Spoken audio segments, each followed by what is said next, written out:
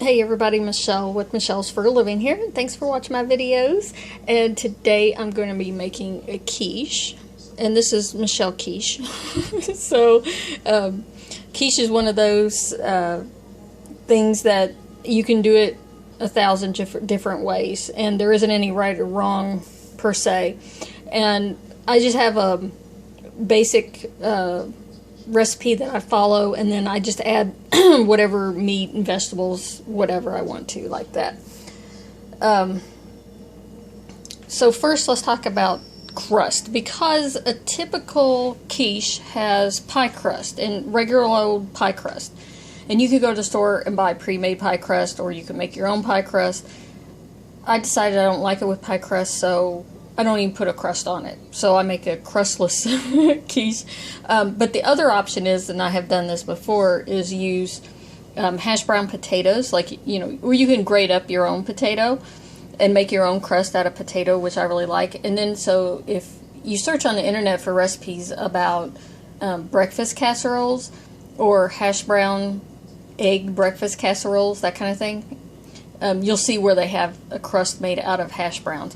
And basically you just take them, make a thin layer in your pan, whatever you're using, and, you know, up the sides, bake that for like 20 minutes, you know, just so it starts getting a little brown, so the potatoes get cooked.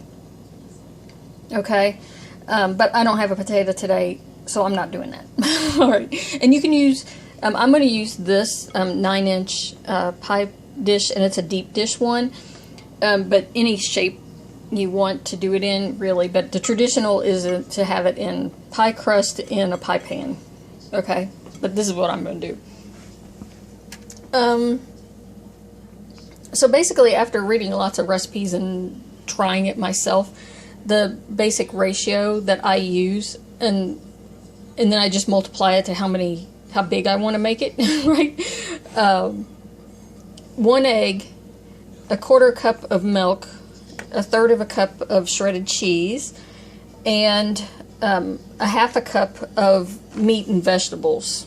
Okay, so that's the ratio. Now I'm going to use 6 eggs, so I'm going to multiply all of those by 6. So I'm not going to use this whole package of meatless meat product here. But anyways, I'll measure it out. You do need to cook any kind of meat, so if you're using, you know, fresh sausage or bacon or ham or anything, it needs to be cooked. Okay, so I'm just this is frozen, and I'm just going to go ahead and I'm going to warm it up before I stick it in there. But it's cooked. It's a meatless, ground up meatless product, because that's what I have. That's what I'm going to use. And I have some little peppers, sweet peppers here. I got some tomatoes and onion that I'm going to add also. So whatever vegetables you want, you know, you can do spinach or broccoli, or, you know, whatever combo of whatever it is that you like, you can add whatever you have on hand. Mushrooms, people put mushrooms in them also. And I got some seasoning here. I'm just going to add a little bit of seasoning. The Pam, I'm going to spray this pie plate with the Pam, because I don't have a crust in there, so this won't stick. So yeah, basically that's what I'm going to do. Alright, so I got my 6 eggs in the bowl, and to that I'm going to add 1.5 cups of milk, because I said 1/4 cup per egg. And then I'm gonna go ahead and mix this all up.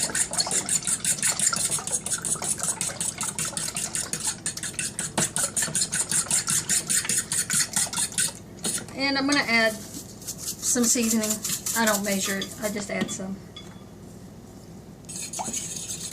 And then I have a cup of my ground meatless product, so whatever meat product you decide to use, I'm just going to add that in there.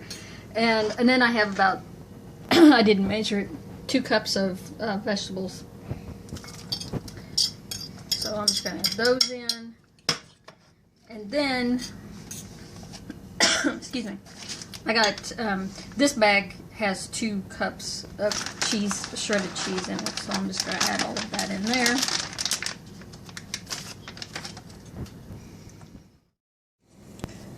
Okay, so I got all my ingredients mixed up here, and I'm gonna, I've sprayed the pan with Pam because I don't have a pie crust in there.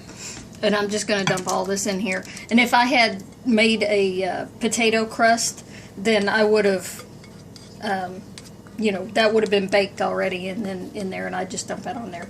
So you can see 6 eggs and about 2 cups of cheese.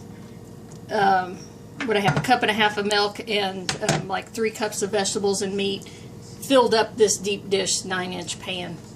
And then I've got the oven preheated to 375. And then this is okay. I got the quiche out of the oven, and it puffed up a little bit higher than this. I've never had one puff up so high, so whatever. But whenever they puff up, they always sag back down.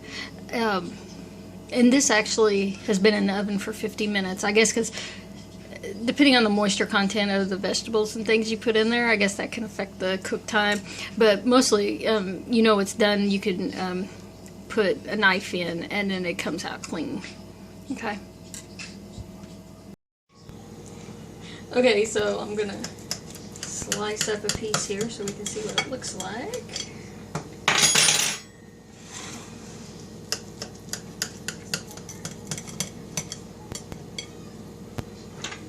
Use this fork to get it out of here.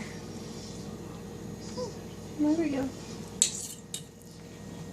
Looks pretty good.